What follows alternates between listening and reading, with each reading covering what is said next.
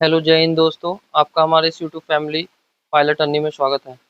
तो आज हम आप लोगों के लिए केमिस्ट्री का चैप्टर 4 परमाणु की संरचना का पार्ट 2 वीडियो लेकर सामने आया हूँ। जो भी लोग पार्ट 1 वीडियो अभी तक नहीं देखें, जाकर केमिस्ट्री का परमाणु की संरचना का चैप्टर 4 का पार्ट 1 वीडियो उपलब्ध करा दिया गया है, जाकर देख लीजिए। उसके बाद आप पार्ट 2 वीडियो देखिएगा। तो आज हम आप लोगों के लिए बहुत ही महत्वपूर्ण और कहिए तो एग्जाम में एक प्रश्न यहाँ से पूछते ही पूछते हैं। और इसके साथ साथ क्या है कि हम कुछ एक्स्ट्रा फैक्ट भी आपको आज के टॉपिक में बताएंगे, जो आपको प्रश्न एग्जाम में और रात में टेस्ट देने टाइम दोनों समय आपको मिल जाएगा। ठीक है। तो कल हम लोग पढ़ लिए थे 4.2.4 न्यूट्रॉन तक, न्यूट्रॉन की प्राप्ति कैसी हुई है यहाँ तक पढ़ चुके थे। आज हम लोग पढ़ेंगे विभिन्न कक्षाओं में इलेक्ट्रॉन को कैसे रखा गया, उन्हें कैसे वितरित किया गया है। तो उसे बताने से पहले हम आपको एक दो पॉइंट बता देना चाहते हैं, नोट डाउन कर लीजिएगा। पहला है कि रदरफोर्ड के बारे में पढ़े थे। रदरफोर्ड के बारे में पढ़े थे कि इनका जन्म कब हुआ था। 30 अगस्त 1871 को इनका जन्म हुआ था। इन्हें ही नाभिक भौतिकी का जनक कहा जाता है। इन्हें ही क्या कहा जाता है? नाभिक भौतिकी का जनक। ये पूछता है एग्जाम में क्वेश्चन। नाभिक भौतिकी का जनक किसे कहा जाता है? तो रदरफोर्ड को। और इन्होंने ही क्या किया था? सोने की पतली पन्नी से परमाणु के नाभिक का खोज किया था। सोने का जो पतला पन्नी था, जो हम लोग पिछले क्लास में पढ़े हैं, सोने की पतली पन्नी से किस चीज का खोज किया था? तो नाभिक का खोज किया था, केंद्रक का खोज किया था। और इसी खोज के लिए रदरफोर्ड को 1908 में नोबेल पुरस्कार मिला था। ठीक है। ये हो गया आपका रदरफोर्ड से। एक हमने सेकंड पढ़े थे क्या? Niels Bohr. Niels Bohr. Niels Bohr. इनसे क्या पढ़े थे कि इन्होंने जो परमाणु के स्थायित्व का व्याख्या रदरफोर्ड ने नहीं किया था, उसका व्याख्या इन्होंने किया। इनका जन्म कब हुआ था? तो 7 अक्टूबर 1885 कोपेनहेगन में हुआ था। ठीक है। और इन्होंने क्या किया? परमाणु की संरचना में अपना योगदान दिया। परमाणु की संरचना में, परमाणु की संरचना में इन्होंने योगदान दिया। इसीलिए इन्हें 1922 में नोबेल पुरस्कार दिया गया। तो इनसे 3 पुस्तक आपको एग्जाम में पूछता है। 3 पुस्तक आप इससे याद रखिएगा। तीनों पुस्तक का नाम हम लिख देते हैं, इसको नोट डाउन कर लीजिएगा। ठीक है। नील्स बोर्स का पहला पुस्तक है आपका एटॉमिक थ्योरी। क्या है? Atomic theory.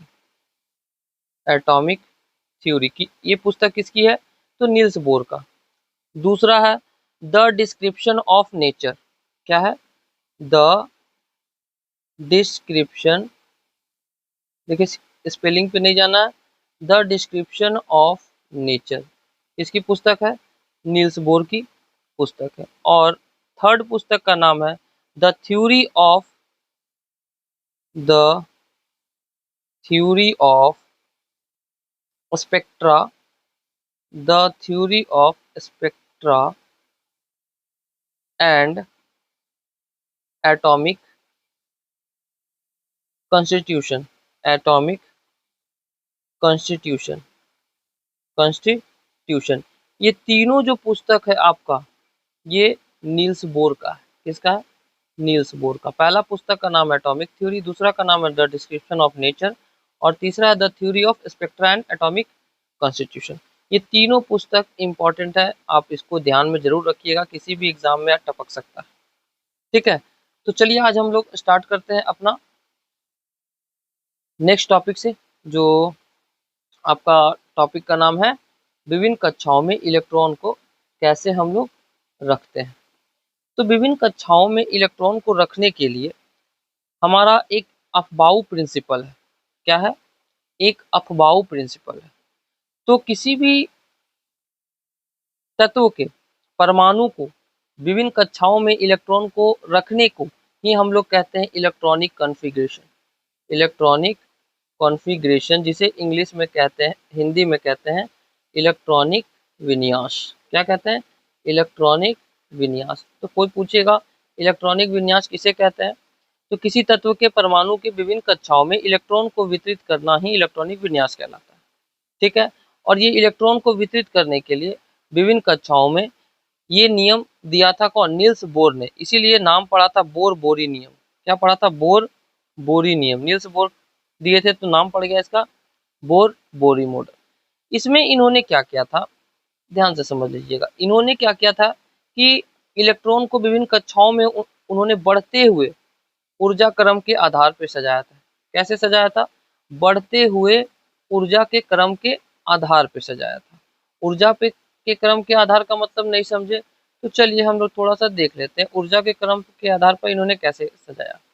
तो हम इन्होंने क्या लिखा, कैसे सजाया, ऐसे याद रखिएगा 1 2 3 4 5 6। पहला में साथ में लिखेंगे S S S S S S, फिर हम लोग लिखेंगे यहाँ से 2 3 4 5 एक एक छोड़ के। अब एस के बाद पी आता है उपकक्षा, पी पी पी, इसके बाद फिर 3 4, सॉरी यहाँ पे आपका 3 4 5 6 7 होगा, है ना, 7 रखे थे इन्होंने, 5 6 पी 5 एस पी, अब होगा डी और लास्ट में आपका हो जाएगा क्या? एफ। अब इन्होंने क्या किया था, इसे बढ़ते हुए ऊर्जा के क्रम में सजाया था। तो सबसे पहले ये 1s, इसके बाद 1s के बाद 2s, 2s के बाद 2p 3s, इसके बाद 3p 4s, 3d 4p 5s, 4d 5p 6s, 4f 5d 6p 7s। इस क्रम के आधार पर इन्होंने सजाया था। कैसे? नहीं समझ में आया तो ध्यान से फिर एक बार देख लीजिए। सबसे पहले ये 1s, इसके बाद क्या हो जाएगा 2s, 2s के बाद फिर 2p और 3s, ऐसे आ रहा है 2p 3s, इसके बाद 3p, ये 3p 4s, 3p 4s, 4s के बाद क्या चल जाएगा 3d 3 4p 5s, 3d 4p 5s, फिर 4d 5p 6s, 4d 5p 6s, इसके बाद आ जाएगा 4f 5d 6p और लास्ट में आ जाएगा 7s। इन्होंने इस आधार पे, ये अफबाऊ का प्रिंसिपल है जो इलेक्ट्रॉन को विभिन्न कक्षाओं में बढ़ते हुए ऊर्जा के क्रम के आधार पर सजाया। अब हम लोग आगे पढ़ेंगे कि एसपीडी क्या है, बस आपको ये समझ लेना है कि इन्होंने इस आधार पर सजाया है। कभी एग्जाम में इस तरह से लिखने आपको ज़्यादा आएगा नहीं, हम 1 से 20 तक आपको सिखा देंगे। ठीक है, तो देखिए इन्होंने क्या किया था, बोर बोरी ने कैसे इलेक्ट्रॉन को वितरित किया था। तो इन्होंने एक फॉर्मूला दिया था 2n²। ये 2n² फॉर्मूला क्या है मालूम है? ये 2n² जो है किसी भी ऑर्बिट में इलेक्ट्रॉन को कितना मैक्सिमम रख सकते हैं, इलेक्ट्रॉन को अधिकतम कितना रख सकते हैं, अधिकतम रख सकते हैं। तो ये फॉर्मूला था, रख सकते हैं 2n² के आधार पे। तो n जो है आपका इसमें, ये n जो है, n किस चीज को बताता है मालूम है? तो n है आपका ऑर्बिट का क्रम, ऑर्बिट का क्रम या ऊर्जा स्तर। n किसको बता रहा है? ऑर्बिट का क्रम या फिर ऊर्जा स्तर। तो पहला जो ऑर्बिट है उसके लिए हम लोग k नाम दिए थे, k l m n o, इस तरह से दिए थे। तो k में हम लोग n का वैल्यू 1 रखते हैं, l में n का वैल्यू 2 रखते हैं, n में l का वैल्यू 3 रखते हैं, क्योंकि ये n क्या बता रहा है? ऑर्बिट का क्रम। तो पहला ऑर्बिट, दूसरा ऑर्बिट, तीसरा ऑर्बिट, चौथा ऑर्बिट में, पांचवा ऑर्बिट में। अब ये 4 और 5 ऑर्बिट में कितने इलेक्ट्रॉन k में कितने रहेंगे? तो 2n², 2n² मतलब n का वैल्यू 1, तो 2 इंटू 1 का स्क्वायर क्या होगा 2। तो k में कितने रहेंगे मैक्सिमम इलेक्ट्रॉन? 2। l में कितना रहेगा? तो 2n², यहाँ भी वही फॉर्मूला तो n का वैल्यू 2 होगा, तो 2 का स्क्वायर 4, 4 दूनी 8। l में कितने मैक्सिमम इलेक्ट्रॉन रह सकते हैं? 8। m में कितना रहेगा 2n स्क्वायर के आधार पे? तो 3 का स्क्वायर 9, 9 दूनी 18। n में कितना रहेगा? 4 का स्क्वायर 16, 16 दूनी 32। o में कितना रहेगा? 5 का स्क्वायर 25, 25 दूना 50।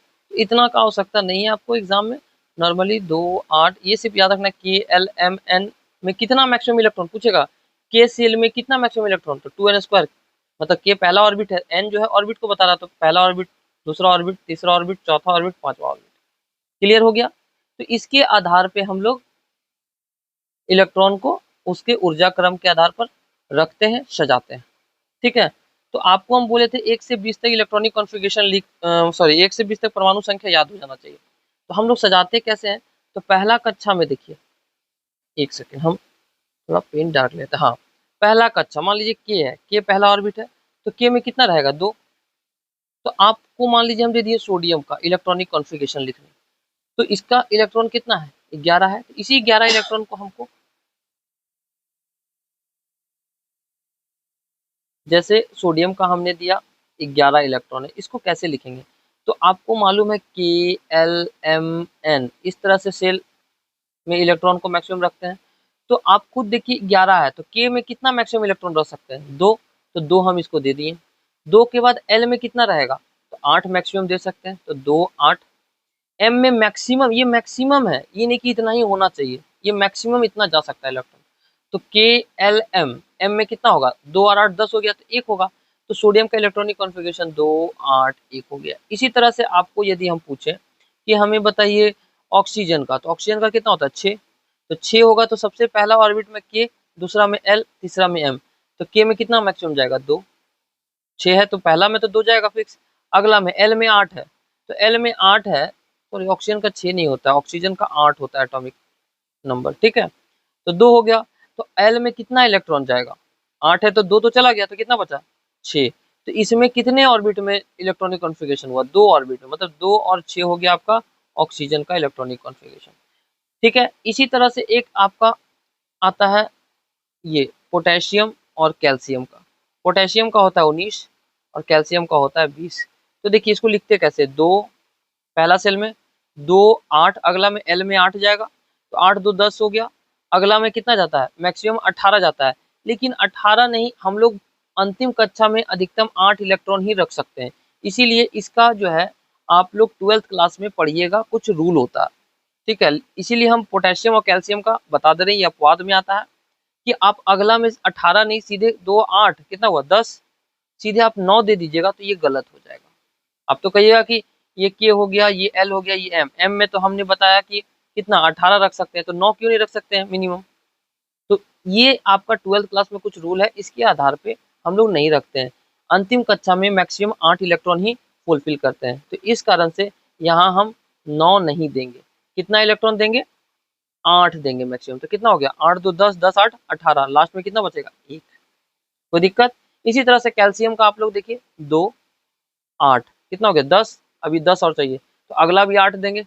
2, 8, 8, 18 और लास्ट में 2। तो ये इलेक्ट्रॉनिक कॉन्फ़िगरेशन आप 1 से 20 तक खुद से लिखकर प्रैक्टिस कीजिएगा, बहुत काम देगा। अगर ये सीख गए ना, तो आप संयोजकता, संयोजी इलेक्ट्रॉन, कोर इलेक्ट्रॉन एकदम मुंह पे रहेगा आपका। आई बात समझ में? तो कैसे इसको इन्होंने अपने ऊर्जा के क्रम के आधार पर सजाया था, देख लिए। इसी में आपका 2 रूल जो है नहीं है, 12th में पढ़ना है, बट हम नॉर्मली आपको बता दे रहे हैं। जैसे ये आप पढ़ लिए क्या? अफबाऊ का। दूसरा पूछता है हुंड का रूल, हुंड का नियम। तो इन्होंने क्या किया था कि अपने ऑर्बिट में, अपने नियम में उपकक्षा जो है उसको सभी एक एक इलेक्ट्रॉन नहीं आ जाए तब तक उसको पेयर नहीं करेंगे। जैसे मान के चलिए, जैसे मान के चलिए सोडियम है, सोडियम का 11 है, तो 11 है तो एक यहाँ आएगा, 2, 3, 4। ठीक है, तो इसमें इन्होंने क्या कहा था कि एक उपकक्षा में या एक उपकक्षा के सभी कक्षकों में, सभी ऑर्बिट में जब तक एक जोड़ी इलेक्ट्रॉन ना आ जाए तब तक इसमें इलेक्ट्रॉन पेयर में नहीं होगा। ठीक है, नहीं समझे? मतलब जैसे मान लीजिए एस में, तो ये अगर एस है, ये पी है, ये डी है, तो एस में जब एस में पूरा पेयर होगा तभी इसका बचा हुआ भाग पी में जाएगा, नहीं तो पी में आप सिंगल ही पेयर में रखेंगे। तो यही हुंड का नियम इन्होंने कहा था। ठीक है। तीसरा आपको पूछता है हाइजेनबर्ग। तो इसमें ज्यादा याद नहीं रखना। देखिए हाइजेनबर्ग नाम क्या है, हाइजेनबर्ग। अगर कभी भूलिएगा भी तो वर्ग से याद रखिएगा वेग, और वेग से याद रखिएगा संवेग। आपको इसका डेफिनेशन में ये दोनों टर्म दिख जाएगा, वर्ग से वेग और वेग से संवेग। इसमें इन्होंने क्या कहा था कि जो हमारे छोटे छोटे कण है, सूक्ष्म कण जो है, सूक्ष्म कण मतलब इलेक्ट्रॉन प्रोटॉन न्यूट्रॉन, तो इन्होंने क्या किया, इलेक्ट्रॉन का पोजीशन, इलेक्ट्रॉन का स्थिति, इलेक्ट्रॉन कहाँ है, कैसा है, इलेक्ट्रॉन का स्थिति और उसका वेग या फिर संवेग, वेग या संवेग बताए थे ना, हाइजेनबर्ग में ये वर्ड जरूर आएगा, वेग और संवेग पकड़ने का। तो इन्होंने अपने नियम में, हाइजेनबर्ग ने क्या दिया था, इस नियम के अनुसार किसी भी सूक्ष्म कण जैसे इलेक्ट्रॉन का स्थिति मतलब पोजीशन, उसका वेग या संवेग का एक साथ सही सही निर्धारण नहीं किया जा सकता है, एक साथ निर्धारण नहीं कर सकते हैं, यही इन्होंने बोला था। ठीक है, नहीं कर सकते हैं। आई बात समझ में? तो ये छोटा सा पॉइंट याद रखिएगा। अब देखिए एक पॉइंट है आपका उपकक्षा। उपकक्षा, कक्षा को तो ऑर्बिट कहते, तो उपकक्षा को क्या कहेंगे, शब शेल। क्या कहेंगे, शब शेल। ये होता क्या है इसको थोड़ा समझ लेना है। तो क्या होता है कि जब हम छोटे छोटे सेल बनाते हैं या कोई सेल बनाए तो उसमें छोटे छोटे सब सेल होंगे। क्या होगा, जैसे मान लीजिए हम बहुत सारा ऑर्बिट में डिवाइड करते हैं, 1 2 3 ये सभी ऑर्बिट में बट रहा है। तो जब ये और विभिन्न कक्षा में बट रहा है तो इसके भाग को इसके अंदर में भी कुछ ना कुछ ऑर्बिट होगा, तो उसे ही उप कक्षा कहा गया, सब सेल। इसमें सब सेल में आता है एस, पी, डी और एफ।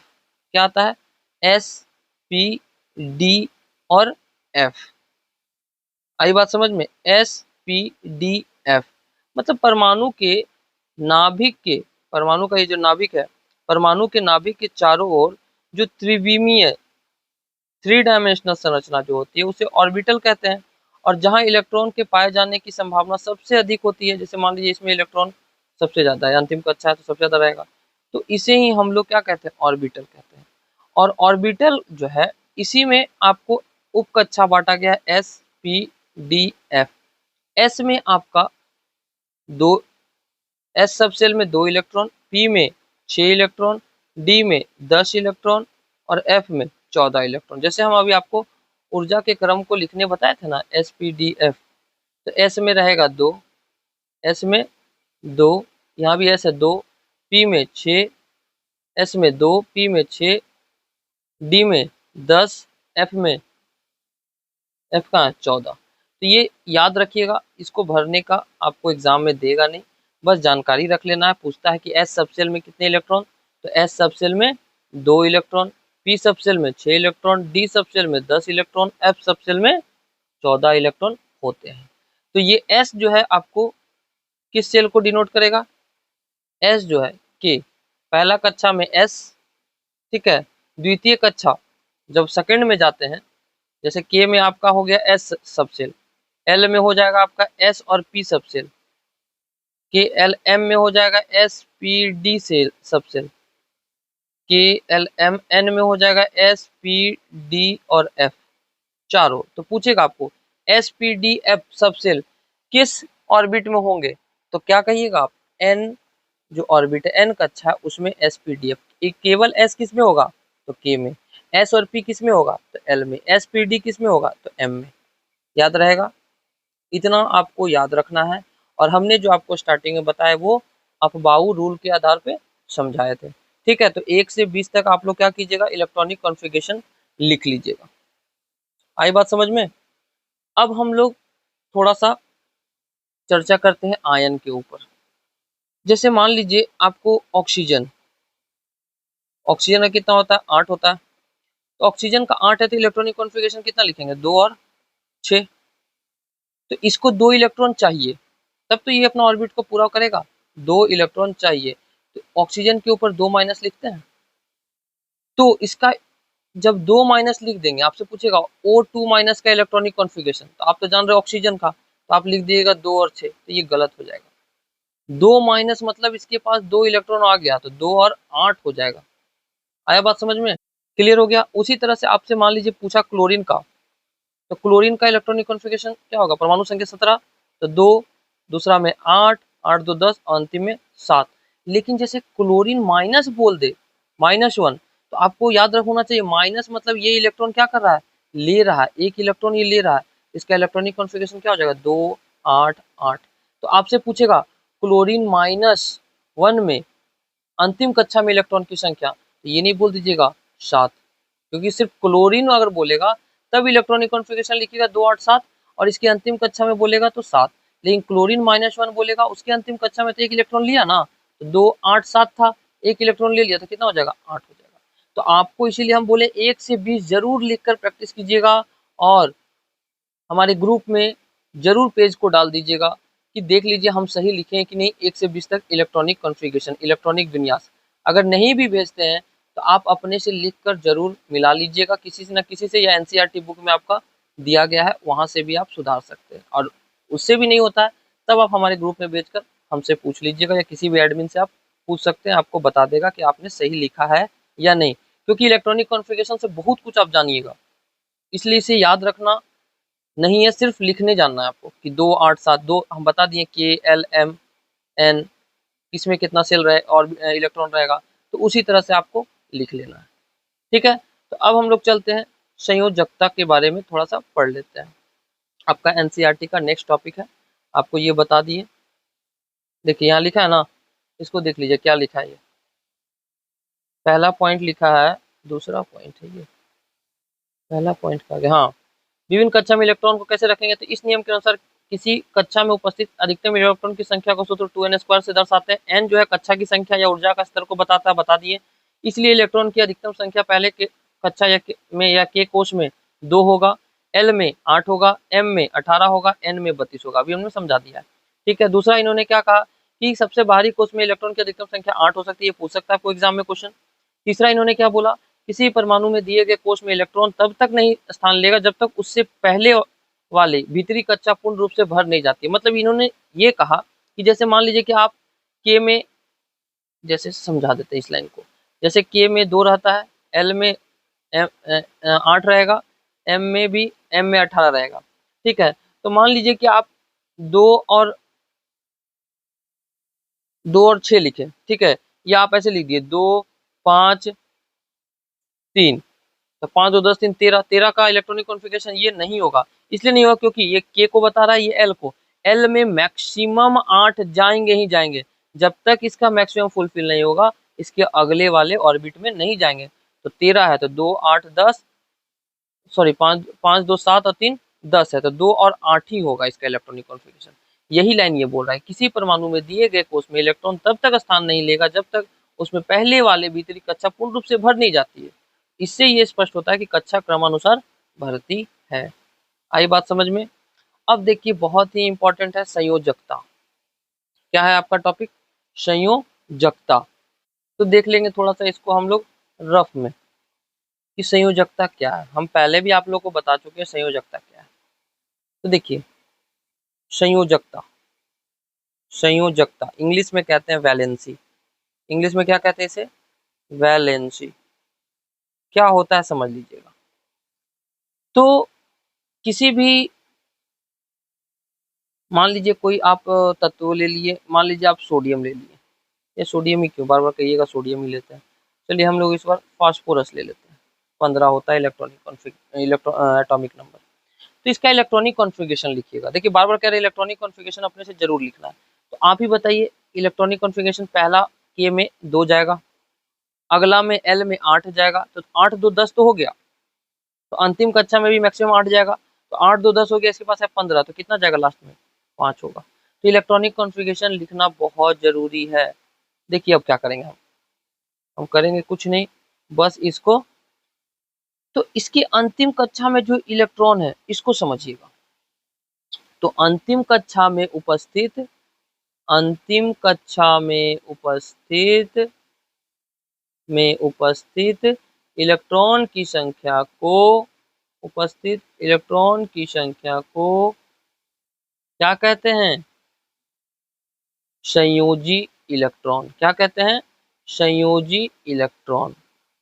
संयोजी इलेक्ट्रॉन मीन्स वैलेंस इलेक्ट्रॉन। क्या कहते हैं? जो अंतिम कक्षा में उपस्थित इलेक्ट्रॉन की संख्या है उसे कहेंगे आपको संयोजी इलेक्ट्रॉन। आपसे एग्जाम में पूछ देगा फास्फोरस का संयोजी इलेक्ट्रॉन कितना होता है, तो इसका देखिए एटॉमिक नंबर याद रखना 120। हम याद किए 15 है, चलिए याद आ गया कि या किसी से पूछ लिए 15 है, तो इसका इलेक्ट्रॉनिक कॉन्फ़िगरेशन लिखना चाहिए 2 8 5। तो सर बताए थे कि संयोजी इलेक्ट्रॉन किसे कहते हैं? जो अंतिम कक्षा में उपस्थित इलेक्ट्रॉन की संख्या वही संयोजी इलेक्ट्रॉन है। तो संयोजी इलेक्ट्रॉन कितना हो जाएगा? 5 हो जाएगा। संयोजी इलेक्ट्रॉन कितना हो जाएगा? 5 हो जाएगा। क्लियर हो गया? आप क्लोरीन ही ले लीजिए, क्लोरीन 17 कितना हो जाएगा? 2 8 7, 2 8 7। तो अंतिम इसका संयोजी इलेक्ट्रॉन कितना होगा? 7 होगा ऑब्वियसली। आप मान लीजिए ले लिए कार्बन, कार्बन 6 होता है, तो 2 और 4, तो इसका संयोजी इलेक्ट्रॉन कितना होगा? 4 हो जाएगा। आई बात समझ में? आप दूसरा इलेक्ट्रॉन ले लीजिए, मान लीजिए हम ले लिए कितना ले लें, मैग्नीशियम ले लेते हैं, मैग्नीशियम का 12, इसका इलेक्ट्रॉनिक कॉन्फ़िगरेशन 2 8 2 हो जाएगा। इसका संयोजी इलेक्ट्रॉन कितना हो जाएगा? 2 हो जाएगा। तो अंतिम कक्षा में उपस्थित इलेक्ट्रॉन की संख्या को ही संयोजी इलेक्ट्रॉन कहते हैं। ठीक है, तो अब संयोजकता किसको कहेंगे? अब तो बात आ गई संयोजकता किसे कहेंगे। तो संयोजकता क्या होता है? जो अंतिम कक्षा में इलेक्ट्रॉन है या उसके ऑर्बिट को फुलफिल करने के लिए जितना इलेक्ट्रॉन हम लोग लेते हैं या जितना इलेक्ट्रॉन हम लोग दान करते हैं या फिर त्याग करते हैं, वही इलेक्ट्रॉन कहलाता है हमारा संयोजकता। नहीं समझ में आया? कोई बात नहीं, हम लोग समझ लेते हैं। जैसे मान लीजिए कि आपको हम दे दिए एक एल्युमिनियम ही दिए, एल्युमिनियम का 13 होता है, तो इलेक्ट्रॉनिक कॉन्फ़िगरेशन क्या होगा? 2 8 3, 8 2 10 3 13। तो अंतिम कक्षा में जो उपस्थित इलेक्ट्रॉन है ये क्या हो जाएगा? संयोजी इलेक्ट्रॉन। तो 3 हो गया हमारा क्या? संयोजी इलेक्ट्रॉन। अब संयोजकता क्या होगा? तो अंतिम कक्षा में उपस्थित जो इलेक्ट्रॉन है इसके ऑर्बिट को फुलफिल करने के लिए, मतलब ये 3 है, इसको फुलफिल करने के लिए हमको या तो 5 इलेक्ट्रॉन चाहिए या फिर ये 3 इलेक्ट्रॉन क्या करेगा? दान कर देगा। तो इसके पास इजीली क्या सुविधा हो, कोई 5 इलेक्ट्रॉन अपना इसको देना नहीं चाहेगा, तो ये क्या करेगा? 3 इलेक्ट्रॉन अपना खो देगा। तो जो इलेक्ट्रॉन खो रहा है, कितना इलेक्ट्रॉन खो रहा है? 3 इलेक्ट्रॉन, तो यही इसका हो जाएगा संयोजकता। यही इसका क्या हो जाएगा? संयोजकता। अगला नहीं समझ में आया, चलिए हम लोग क्लोरीन ले लेते हैं। कितना होता है? 17, 2 8 7। तो इसका संयोजी इलेक्ट्रॉन तो मालूम है 7 हो जाएगा। संयोजकता कितना होगा आप खुद सोचिए। संयोजकता वही बताएं कि किसी भी तत्व को अंतिम कक्षा में अपने ऑर्बिट को फुलफिल करने के लिए जितना इलेक्ट्रॉन चाहिए या ग्रहण करता है या फिर जितना इलेक्ट्रॉन त्याग करता है, वही हमारा क्या कहलाता है? संयोजकता कहलाता है। तो अब आप बताइए क्लोरीन में 2 8 7 है, ये या तो 7 इलेक्ट्रॉन दे देगा या फिर 1 इलेक्ट्रॉन ले लेगा। तो इसके पास आसान कौन होगा? 7 तो अपना ये देना नहीं कोशिश करेगा 1 इलेक्ट्रॉन हम ले लें। तो यही जो 1 इलेक्ट्रॉन लेगा इसका संयोजकता हो जाएगा क्लोरीन का कितना? क्लोरीन का संयोजकता हो जाएगा 1। आई बात समझ में संयोजकता निकालने? चलिए एक और देख लेते हैं। मान लीजिए हम लिख लिए आपका नियॉन या आर्गन। चलिए आर्गन, आर्गन में कितना होता है? 18। 18 होता है सर, तो इसमें हम लोग इलेक्ट्रॉनिक कॉन्फ़िगरेशन क्या हो जाएगा? 2 8 10, 10 और 8 18। तो अब आप यहाँ बताइए कि संयोजी इलेक्ट्रॉन क्या होगा? तो संयोजी इलेक्ट्रॉन तो 8 हो गया। संयोजी इलेक्ट्रॉन कितना हो गया? 8 हो गया। लेकिन आपसे हम पूछे संयोजकता क्या होगा आर्गन का? तो संयोजकता आर्गन का क्या होता है? जितना इलेक्ट्रॉन या अपने ऑर्बिट को फुलफिल करने के लिए लेता है या त्याग करता है, वही संयोजकता। इसका तो अंतिम कक्षा फुलफिल है, 8 है, तो इसको ना तो इलेक्ट्रॉन लेने का जरूरत है ना इलेक्ट्रॉन त्यागने का, इसलिए इसका संयोजकता क्या होगा? 0। आई बात समझ में? इसका संयोजकता क्या हो जाएगा? 0। तो संयोजकता किसे बोले? जब किसी परमाणु के बाहरी कक्षा में उपस्थित इलेक्ट्रॉन को तो संयोजी इलेक्ट्रॉन बोले, लेकिन परमाणु के बाह्यतम कक्षा में इलेक्ट्रॉन के अष्टक को पूरा करने के लिए जितना इलेक्ट्रॉन चाहिए या जितना इलेक्ट्रॉन ये त्याग करता है, वही इसका क्या कहलाता है, संयोजकता। अब इसमें एक लाइन इंपॉर्टेंट याद रखिएगा कि धातु जो है, जितना भी मेटल है, उसका संयोजकता 1 2 3 होगा, जितना भी धातु होगा। और जितना भी आपका अधातु होगा, अधातु का संयोजकता होता है 5 6 7 8। ठीक है। तीसरा याद रखिएगा, जितना भी उपधातु है उसका संयोजकता होगा 4। उपधातु का संयोजकता क्या होगा, इसमें प्लस माइनस की जरूरत नहीं है, सिर्फ 4 याद रखिए। कितना होगा, 4 होगा। और मान लीजिए जिसका 8 है, वो जिसका भी 8 है संयोजकता, वो सभी निष्क्रिय गैस है, ग्रुप 18 का, ये भी याद रखिएगा। जितना भी 8 है, ये 8 क्या है, निष्क्रिय गैस है तो अधातु, लेकिन है क्या, ये निष्क्रिय गैस है। ठीक है, जो ग्रुप 18 का एलिमेंट है। तो आपको याद रखना, धातु की संयोजकता 1 2 3 होता है, अधातु की संयोजकता 5 6 7 8 होता है, और उपधातु का 4 होता है। आई बात समझ में। अब धातु जो है उसके अंतिम कक्षा में 1 2 3 इलेक्ट्रॉन होगा, वही चीज। और अधातु में अंतिम कक्षा में उपस्थित इलेक्ट्रॉन होगा 5 6 7 8, और उपधातु में होगा 4। इतना आपको पॉइंट याद रखना है। ठीक है। अगर मान लीजिए बाय द वे आपको नहीं समझ में आ रहा है कि हम संयोजकता कैसे निकालें, तो अंतिम कक्षा में जो इलेक्ट्रॉन है उसको 8 से घटा दीजिए। जैसे मान लीजिए हम आपको दे दिए क्या, सल्फर का कितना होता है, 16। नहीं समझ में आया संयोजकता, तो 2 8 10 और 6 16। तो ये आप ये तो डिसाइड कर सकते हैं कि 6 इलेक्ट्रॉन ये लेगा या देगा। 6 इलेक्ट्रॉन तो देना पॉसिबल नहीं, मतलब ये लेगा। तो जब भी लेने के बाद होगा, इसको 8 से घटा दीजिए, 8 - 6, तो इसका संयोजकता कितना होगा, 2, क्योंकि 2 ले लेने से ये अपना ऑर्बिट को फुलफिल कर लेगा। तो सल्फर का संयोजकता कितना हो जाएगा, आपका 2। लेकिन संयोजी इलेक्ट्रॉन बोलेंगे सल्फर का कितना होगा, खुद सोचिए। संयोजी इलेक्ट्रॉन दे रहे 5 सेकंड का टाइम, संयोजी इलेक्ट्रॉन कितना होगा, फटाक से कमेंट में कीजिए। तो संयोजी इलेक्ट्रॉन सल्फर का 6 ही होगा, क्योंकि अंतिम कक्षा में उपस्थित इलेक्ट्रॉन की संख्या ही संयोजी इलेक्ट्रॉन कहलाता है।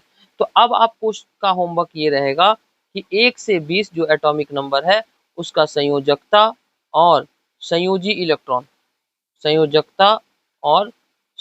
इलेक्ट्रॉन लिख कर प्रैक्टिस करना है। कोई डाउट होगा आप ग्रुप में भेज दीजिएगा, हम चेक कर लेंगे। ठीक है। तो संयोजकता और संयोजी इलेक्ट्रॉन 1 से 20 तक आपको लिखकर प्रैक्टिस करना है। ठीक है, चलिए आगे चलते हैं। अब हम लोग देखेंगे कोर इलेक्ट्रॉन। देखिए वीडियो थोड़ा सा लंबा होगा, बट पेशेंस से आप लोग देखिएगा तो बहुत सारा क्वेश्चन पकड़ा जाएगा हमारे वीडियो से। ठीक है। कोर इलेक्ट्रॉन वीडियो लंबा कारण है क्योंकि आपको 2 दिन में एक चैप्टर कंप्लीट करवा रहे हैं, इसीलिए वीडियो थोड़ा लंबा जा रहा है। अगर एक चैप्टर को हम 3 दिन करेंगे तो वीडियो शॉर्ट हो जाएगा। लेकिन आपको यदि सही कंसेप्ट, सही ऑथेंटिक चीज मिल रहा है, तो उसको ग्रहण करने में कोई आवश्यकता नहीं। आप 1.5 के स्पीड में देख लीजिए, बहुत इजीली समझ में आएगा। जरूरी नहीं है कि हम 1 के स्पीड में देखें। ठीक है। तो कोर इलेक्ट्रॉन क्या होता है, तो कोर इलेक्ट्रॉन के लिए भी आपको सबसे पहले संयोजक इलेक्ट्रॉनिक कॉन्फ़िगरेशन लिखना होगा। तो मान लीजिए कि हम ले लेते हैं, इस बार सोडियम ही फिर पकड़ते हैं। चलिए, सोडियम का 11 इलेक्ट्रॉनिक कॉन्फ़िगरेशन क्या होगा, 2 8 1। तो 2 8 1 में संयोजी इलेक्ट्रॉन क्या होगा, संयोजी इलेक्ट्रॉन हो जाएगा 1, संयोजी इलेक्ट्रॉन हो जाएगा 1, और संयोजकता भी क्या होगा 1, क्योंकि ये एक ही इलेक्ट्रॉन दान करेगा। तो संयोजकता और संयोजी इलेक्ट्रॉन में कोई दिक्कत नहीं है। लेकिन कोर इलेक्ट्रॉन क्या होता है, तो कोर इलेक्ट्रॉन का डेफिनेशन लिख लीजिएगा, अंतिम कक्षा में उपस्थित इलेक्ट्रॉन की संख्या को छोड़कर बाकी बचे इलेक्ट्रॉन को कोर इलेक्ट्रॉन कहते हैं। देखिए आप लोग को बच्चा ऐसा समझाते हैं कि आसानी से समझ में आए। तो अब आप खुद देखिए, अंतिम कक्षा में उपस्थित इलेक्ट्रॉन की संख्या को छोड़कर, तो अब सोडियम में बताइए कितना है, 2 8 1 इलेक्ट्रॉनिक कॉन्फ़िगरेशन लिखना ही है। अब अंतिम कक्षा में कितना है, 1, इसको छोड़ दिए तो कितना बचा इसमें, तो 2 और 8 मतलब कोर इलेक्ट्रॉन हो गया सोडियम का कितना, 10। आई बात समझ में, सोडियम का कोर इलेक्ट्रॉन कितना हो जाएगा, 10। बात पे हम लोग ले लेते हैं ऑक्सीजन का। ऑक्सीजन का कितना होता है 6, सॉरी बार बार लिखते हैं 6, 8 होता है। तो इलेक्ट्रॉनिक कॉन्फ़िगरेशन क्या हो जाएगा 2 और 6, क्या हो जाएगा 2 और 6। तो अब आप बताइए इसका कोर इलेक्ट्रॉन क्या होगा। कोर इलेक्ट्रॉन से पहले इसका संयोजी इलेक्ट्रॉन कितना होगा, तो संयोजी इलेक्ट्रॉन 6 हो जाएगा।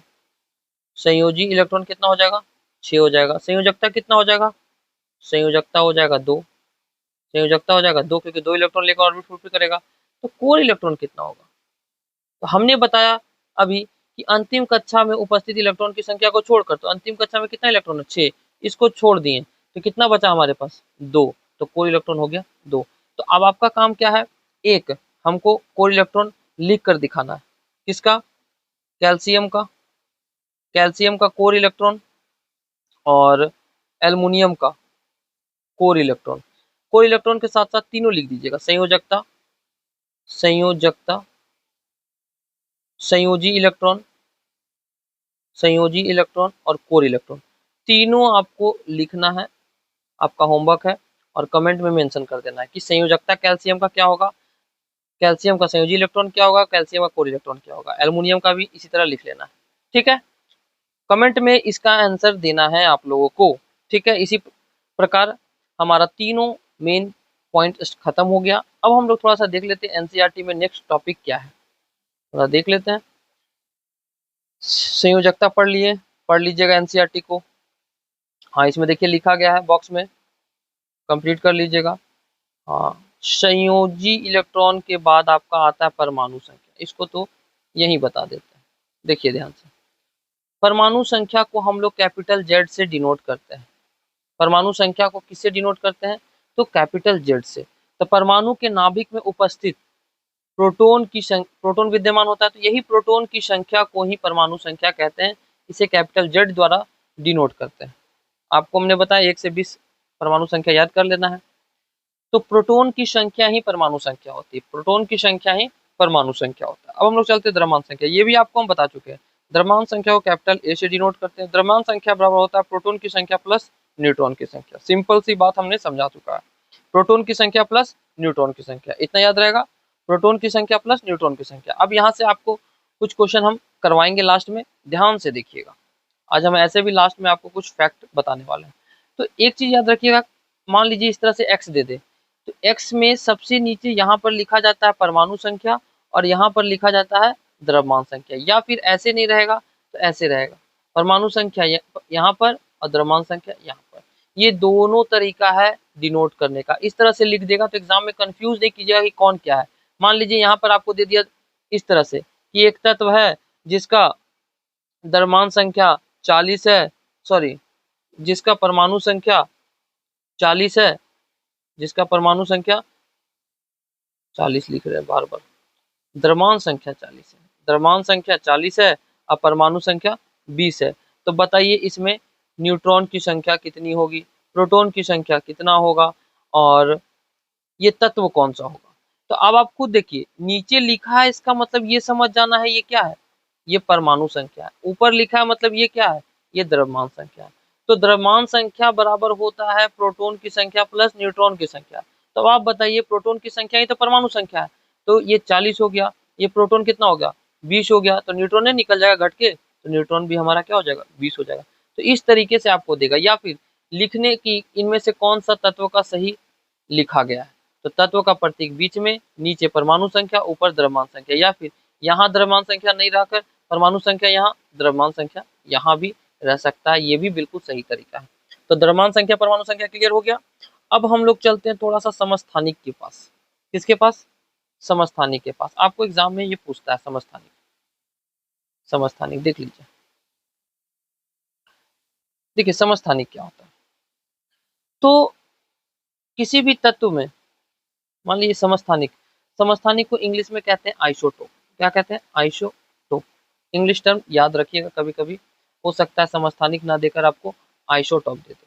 तो समस्थानिक क्या होता है, सब नाम ही है समस्थानिक, सम से हो गया समस्थान, समस्थानिक मतलब सभी समान स्थान में रहने वाला, मतलब जिसका परमाणु संख्या समान हो, परमाणु संख्या समान हो, परमाणु संख्या समान और द्रव्यमान संख्या अलग हो।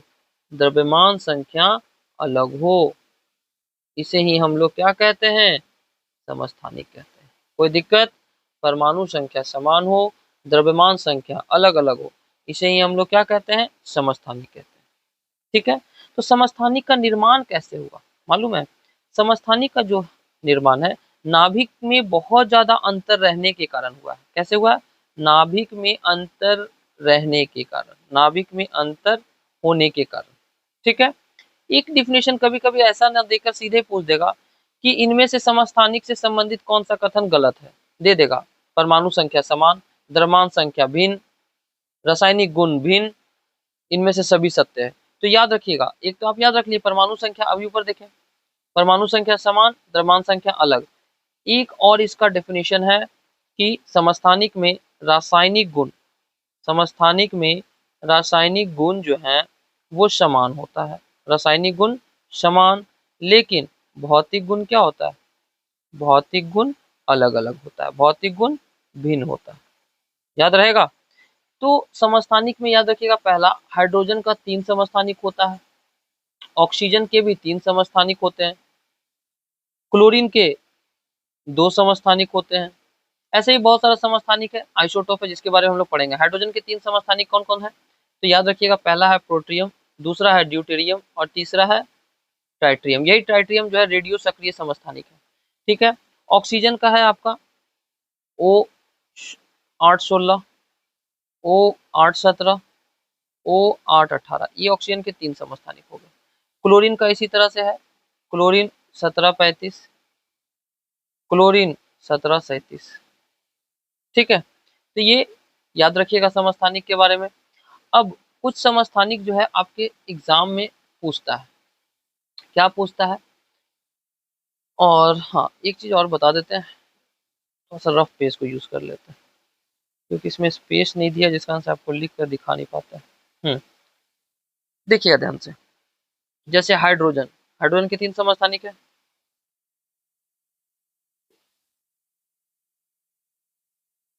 देखिए ध्यान से, इसे हम लोग कहते हैं प्रोट्रियम। क्या कहते हैं? प्रोट्रियम या सरल हाइड्रोजन। इसे क्या कहते हैं? सरल हाइड्रोजन, सरल हाइड्रोजन। ये है आपका ड्यूटेरियम, ड्यूटेरियम, ड्यूटेरियम मतलब हो गया भारी हाइड्रोजन, भारी हाइड्रोजन, भारी हाइड्रोजन। और ये आपका हो गया ट्राइट्रियम, ट्राइट्रियम मतलब सबसे भारी हाइड्रोजन। पूछेगा आपसे सबसे भारी हाइड्रोजन, सबसे भारी हाइड्रोजन कौन सा होगा, तो ट्राइट्रियम। यही ट्राइट्रियम में आपसे पूछेगा क्या, ये एक हो गया परमाणु संख्या, एक हो गया द्रव्यमान संख्या, तो इसमें न्यूट्रॉन की संख्या, इसमें न्यूट्रॉन 0, इसमें न्यूट्रॉन 1, इसमें न्यूट्रॉन 2, क्योंकि 3 - 1 2, 2 - 1 1, तो इतना आपको याद रखना है। ठीक है, अब देखिए समस्थानिक का उपयोग, समस्थानिक का उपयोग जब आया ही है टॉपिक तो अच्छे से क्लियर करेंगे, वीडियो लंबा जाने दीजिए, क्योंकि फैक्ट तो निकल रहा है। तो समस्थानिक का उपयोग, यूरेनियम जो है समस्थानिक, इसका प्रयोग परमाणु भट्टी में करते हैं। कहाँ करते हैं? परमाणु भट्टी या नाभिकीय ईंधन में, परमाणु भट्टी या फिर नाभिकीय ईंधन में, नाभिकीय ईंधन में। कोबाल्ट 60 मालूम होगा सबको, कैंसर के रोग में इलाज करते हैं, कैंसर के रोग के इलाज में करते हैं। तीसरा आयोडीन 131, आयोडीन 131, इसका उपयोग करते हैं घेंगा रोग के इलाज में, घेंगा रोग के इलाज में। चौथा करते हैं हम लोग फास्फोरस, किसका? फास्फोरस, ये हड्डी के रोग, अस्थि रोग को, हड्डी रोग को दूर करने में उपचार में किया जाता है। ठीक है, एक और है आर्सेनिक, आर्सेनिक 74 है शायद, देख लीजिएगा, तो इस पर हमको डाउट है। आर्सेनिक 74, या आर्सेनिक याद रखिएगा ना, आर्सेनिक जो है इसके समस्थानिक का उपयोग मानव शरीर में ट्यूमर, किसका? ट्यूमर का पता लगाने के लिए करते हैं। ठीक है, ट्यूमर का पता लगाने के लिए करते हैं। छठा सोडियम 1124 जो है, इसके समस्थानिक का उपयोग हम लोगों के शरीर में रक्त के प्रवाह को, रक्त के प्रवाह के वेग का पता लगाने के लिए किया जाता है। कोई दिक्कत? फिर एक आपका है रेटिना दोष। रेटिना दोष, जब आंख वाला जो प्रॉब्लम है, इसमें गोल्ड AU 198 जो है, इसका उपयोग रेटिना दोष में, रेटिना के दोष के उपचार में, जब रेटिना में दोष होता है ना, तो उसके उपचार में। एक आपका आयोडीन 32 हो ही गया। हाँ, ल्यूकीमिया के उपचार में फास्फोरस 32 का उपयोग किया था। याद रखिएगा, फास्फोरस 32 ल्यूकेमिया के उपचार में, ल्यूकेमिया के उपचार में इतना आपको याद रखना है। कार्बन 14 जो है मरे हुए जानवरों, पेड़ पौधे, ये सभी की आयु ज्ञात करने में कार्बन 14 का उपयोग किया जाता है। रुधिर कैंसर के उपचार में फास्फोरस 32 जो आपको बताएं, या ल्यूकेमिया के उपचार में इसका उपयोग किया जाता है। तो इतना सारे समस्थानिक का उपयोग आपको याद रखना है। अब हम लोग थोड़ा सा देख लेते हैं आगे समभारिक। देखिए अगला क्या है, समभारिक। यहाँ दे दिया, आप पढ़ लीजिएगा कैंसर के उपचार में, ठीक है। समभारिक क्या होता है, तो समभारिक जो है, इसमें समभारिक में आपका परमाणु संख्या अलग अलग होता है, परमाणु संख्या भिन्न होता है। नाम है समभारिक, समान भार, और द्रव्यमान संख्या या भार, द्रव्यमान संख्या समान होता है।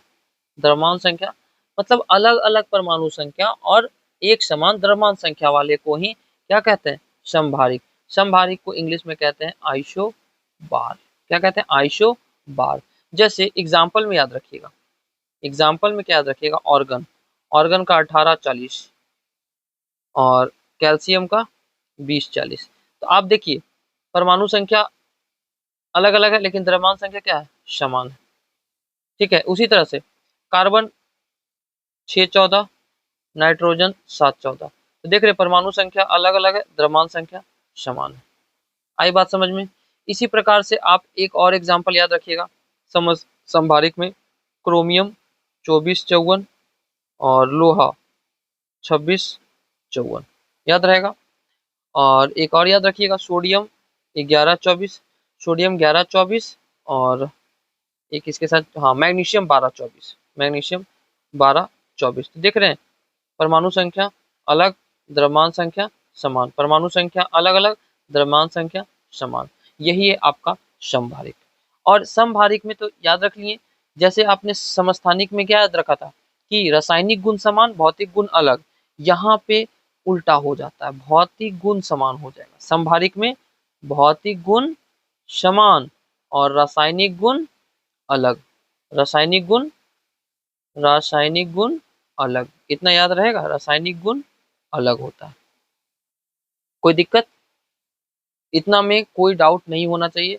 तो आपका ये चैप्टर जो है कंप्लीट कर दिए हैं। कुछ वन लाइनर प्रश्न हम आपको करवा देते हैं, ज़्यादा नहीं, 10-15 करवा देंगे, जो आपके एग्जाम के पॉइंट ऑफ व्यू से इंपॉर्टेंट रहेगा। आप लोग का एक और होमवर्क है, नोट डाउन कीजिए। समभारिक, देखिए जो होमवर्क देते एकदम कंप्लीट कीजिए। और समस्थानिक दोनों में 5 डिफरेंस, समस्थानिक दोनों में 5 डिफरेंस तो जरूर लिख सकते हैं। 5 डिफरेंस जो ग्रुप के हैं मेंबर, वो 5 डिफरेंस लिख कर शाम में 5 बजे तक ग्रुप में डाल दीजिएगा, हम चेक कर लेंगे, ठीक है। तो चलिए कुछ प्रश्न पे चर्चा कर लेते हैं कि क्या क्या आपका इम्पोर्टेंट है ना। देखिए सबसे पहला प्रश्न, जो रदरफोर्ड है, पूछेगा आपसे क्वेश्चन कि रदरफोर्ड के अल्फा कण के प्रकीर्णन से या स्कैटरिंग से क्या खोजा गया। तो याद रखिएगा केंद्रक या फिर नाभिक। क्या खोजा गया, केंद्रक या फिर नाभिक, पहला चीज। दूसरा प्रोटॉन का खोज कौन किया था, प्रोटॉन का खोज कौन किया था, तो सबको मालूम है, बता चुके हैं हम कितनी बार, गोल्डस्टीन। लेकिन अगर प्रोटॉन का व्याख्या बोलेगा तो, प्रोटॉन का व्याख्या बोलेगा तो आप ही लोग बताइए, रदरफोर्ड। कौन किया था, रदरफोर्ड। चौथा प्रश्न, देखिए ये वन लाइनर बहुत इंपॉर्टेंट है। किसने अपने परमाणु मॉडल का तुलना सौर मंडल से किया। परमाणु, पिछले वीडियो में बताए थे, परमाणु मॉडल का तुलना किससे किया था, सौर मंडल से, सौर मंडल से किसने किया था, तो रदरफोर्ड ने किया था। किसने किया था, रदरफोर्ड ने किया था। कोई दिक्कत। पांचवा प्रश्न, द्रव्यमान संरक्षण किसने दिया था, द्रव्यमान संरक्षण का नियम किसने दिया था, तो द्रव्यमान संरक्षण का नियम लेवोइसियर, लेवोइजियर, ठीक है। स्थिर अनुपात का नियम किसने दिया था, देखिए रिवीजन करवा रहे हैं सब वन लाइनर प्रश्न को। स्थिर अनुपात का नियम जोसेफ प्राउस्ट ने दिया था। किसने दिया था, जोसेफ प्राउस्ट ने। सातवां प्रश्न, व्युत्क्रम अनुपात का नियम किसने दिया था? व्युत्क्रम अनुपात का नियम रिचर ने दिया था। इसके बाद एक था गुणित अनुपात का नियम। गुणित अनुपात का नियम किसने दिया था? गुणित अनुपात का नियम दिया था डाल्टन ने। किसने दिया था? जॉन डाल्टन ने। 9वां प्रश्न देखिए। 9वां प्रश्न, परमाणु का पहला मॉडल किसने दिया था? पूछेगा आपसे, प्रथम मॉडल किसने दिया था? तो पहला मॉडल दिया था हमारा थॉमसन ने, जो केक में क्रिसमस केक के समान बताए थे। दूसरा किसने दिया था? देखिए, अगर सजाने देगा डाल्टन नहीं है तो पहला में थॉमसन, दूसरा में आपका रदरफोर्ड और तीसरा में आपका नील्स बोर। अगर डाल्टन भी है तो पहला थॉमसन, दूसरा डाल्टन, तीसरा रदरफोर्ड, चौथा नील्स बोर। लेकिन आपको मेनली यही आपको पूछेगा, ठीक है। इसके बाद आपसे पूछेगा कि एक संयोजकता वाला तत्व कैसा होता है? धातु अधातु आपको बता चुके हैं। आपसे पूछेगा एल्युमिनियम का इलेक्ट्रॉनिक कॉन्फ़िगरेशन लिखिए। क्या लिखिएगा? पहले तो एटॉमिक नंबर याद है तो 2 8 3 लिख लीजिएगा। इसके बाद 11वां प्रश्न, ये 10वां था। पूछेगा 3 प्रोटॉन और 4 न्यूट्रॉन, इसमें संयोजकता क्या होगा? तो 3 प्रोटॉन 4 न्यूट्रॉन मतलब समझ रहे हैं क्या है ये? इसका एटॉमिक नंबर कितना होगा? 3 प्रोटॉन मतलब परमाणु संख्या 3, तो 3 परमाणु संख्या मतलब इलेक्ट्रॉनिक कॉन्फ़िगरेशन 2 और 1।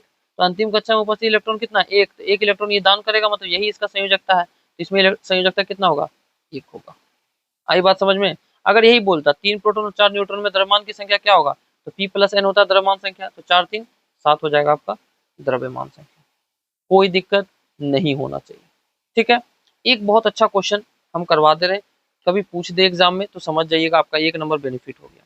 मान लीजिए किसी भी तत्व है, उसके ऊपर आयन 3 है, मतलब किसी आयन प्लस 3 है, मतलब धन आयन है प्लस 3 है, और उसका द्रव्यमान संख्या मतलब कैपिटल ए द्रव्यमान संख्या है 27, ठीक है। न्यूट्रॉन है 14। तो न्यूट्रॉन जब 14 है तो अब आप इसमें पूछेगा कि इसमें कितने इलेक्ट्रॉन है, कितने इलेक्ट्रॉन है। तो आप एक बात ध्यान दीजिए, जब ऐसा क्वेश्चन रहे तो कुछ नहीं करना है। आप सबसे पहले देखिए एटॉमिक नंबर कितना है? 27। न्यूट्रॉन कितना है? सॉरी, एटॉमिक मास है 27, न्यूट्रॉन है 14। यहाँ से प्रोटॉन निकाल लीजिए, तो एटॉमिक नंबर बराबर होता है P + N, sorry atomic mass बराबर होता है P + N, द्रव्यमान संख्या बराबर प्रोटॉन प्लस न्यूट्रॉन। तो ये 27 है, प्रोटॉन निकाल लेते हैं, न्यूट्रॉन है 14, तो प्रोटॉन कितना हो जाएगा? 13। यहाँ से प्रोटॉन हो गया हमारा कितना? 13। तो अब ये क्या बोल रहा है कि एक तत्व है जिसके आयन पर 3 धन आवेश है, मतलब 3 पॉजिटिव है। तो 3 पॉजिटिव मतलब ये 3 इलेक्ट्रॉन क्या कर रहा है? लेगा या देगा? तो जब भी प्लस चार्ज आता है तो वो इलेक्ट्रॉन देता है। जैसे सोडियम, सोडियम का 11 होता है, तो 2 8 1, एक इलेक्ट्रॉन ये दे दिया, तो Na प्लस लिखते हैं ना। तो जब भी इलेक्ट्रॉन त्याग करेगा तो वो एक Na प्लस या फिर जितना इलेक्ट्रॉन त्याग करेगा वो प्लस चार्ज होता है। तो यहाँ पे 3 आयन है, 3 चार्ज कर रहा है, तो यहाँ 13 है, 13 में 3 घटा देंगे तो कितना हो जाएगा आपका इलेक्ट्रॉन? 10 इलेक्ट्रॉन हो जाएगा। तो यहाँ इलेक्ट्रॉन की संख्या 10 हो जाएगी। नहीं समझ में आया तो कल आप जरूर VC में आपको डाउट क्लियर इसका करवा देंगे, ठीक है। लेकिन अगर क्वेश्चन कभी आ जाए तो इस तरह से आप निकाल सकते हैं। अगला क्वेश्चन है 13 नंबर, कैनाल किरण कैसी होती है? कैनाल रे कैसा होगा? तो याद रखिएगा पॉजिटिव होता है, धनात्मक होता है। कैनाल रे का खोज कौन किया पूछेगा, तो याद रखिएगा गोल्डस्टीन किया था। कौन किया था? गोल्डस्टीन किया था। इलेक्ट्रॉन के खोज से पहले ही जे थॉमसन ने एक धन आवेशित किरण का खोज किया था, ठीक है। इलेक्ट्रॉन के खोज से पहले ही जे थॉमसन ने एक धन आवेशित किरण का खोज किया था। आई बात समझ में? अगला क्वेश्चन आपसे अगर पूछेगा बाय द वे कि सिलिकॉन का संयोजकता, मान लीजिए ये एनसीईआरटी सब प्रश्न, सिलिकॉन कितना होता है? आप एटॉमिक नंबर याद रखना है, hydrogen, helium, lithium, beryllium, boron, carbon, nitrogen, oxygen, fluorine, neon, sodium, magnesium, aluminium, silicon 14। तो 14 मतलब 2 8 10 और 4 14। तो संयोजकता कितना होगा? 4, क्योंकि 4 इलेक्ट्रॉन ले सकता है या दे सकता है, तो इसमें प्लस माइनस 4 आंसर ले जाइएगा। आई बात समझ में? अगला नेक्स्ट क्वेश्चन नंबर 15। मान लीजिए कि आपको बोल दे कि रदरफोर्ड वाला तो बता ही दिए कि अल्फा कण के प्रकीर्णन से किसका खोज किया था? रदरफोर्ड जो है अपने मॉडल में अल्फा कण के प्रकीर्णन से किसका खोज किया था? नाभिक का केंद्रक का। नाभिक का केंद्रक का। इसके बाद आपसे पूछ दे कि समस्थानिक में क्या होता है? समस्थानिक में समान परमाणु संख्या और समान रासायनिक गुण। समान रासायनिक गुण। रासायनिक गुण। और अगर बोलेगा अलग क्या क्या होता है, तो भिन्न होता है द्रव्यमान संख्या और भिन्न होता है भौतिक गुण। बस संभारिक में उल्टा कर लीजिएगा, उसमें समान हो जाएगा भौतिक गुण और अलग अलग हो जाएगा आपका रासायनिक गुण। एक आपसे क्वेश्चन हम और पूछना चाहेंगे, लास्ट है आज का। क्लोरीन माइनस आयन में संयोजकता इलेक्ट्रॉन की संख्या या फिर आप संयोजी इलेक्ट्रॉन की संख्या, ये आप लोग कमेंट में आंसर दीजिएगा। तो क्लोरीन माइनस, अगर नहीं समझ में आएगा तो आप लोग सीधे यूट्यूब में या फिर ग्रुप में लिख दीजिएगा कि क्वेश्चन नंबर 17 हमसे नहीं बना, हमको समझा दीजिए। क्लोरीन माइनस, ध्यान से समझिए, क्लोरीन माइनस है, इसका संयोजी इलेक्ट्रॉन कितना होगा? संयोजी इलेक्ट्रॉन भी बताना है, संयोजकता भी बताना है और कोर इलेक्ट्रॉन भी बताना है। बहुत अच्छा क्वेश्चन है, एनसीईआरटी का ये क्वेश्चन है एग्जाम्पलर का। तो कोशिश कीजिएगा कि आप जितना भी हमने बताया उसको अच्छे से सुनिएगा। एक बार से नहीं होगा, 2 बार सुनिएगा, 2 बार से नहीं होगा 3 बार, और इतना बार सुनने के बाद एक बार एनसीईआरटी रीड कर लीजिएगा, आपका सारा डाउट खत्म हो जाएगा। तो ये वीडियो थोड़ा लंबा है बट आपके एग्जाम के लिए बहुत ही हेल्पफुल वीडियो है। बहुत अच्छे से हमने कंसेप्ट को क्लियर किया है, कुछ वन लाइनर प्रश्न करवा दिए हैं ताकि एग्जाम में आपको दिक्कत नहीं हो। ठीक है, तो मिलते हैं नेक्स्ट वीडियो में।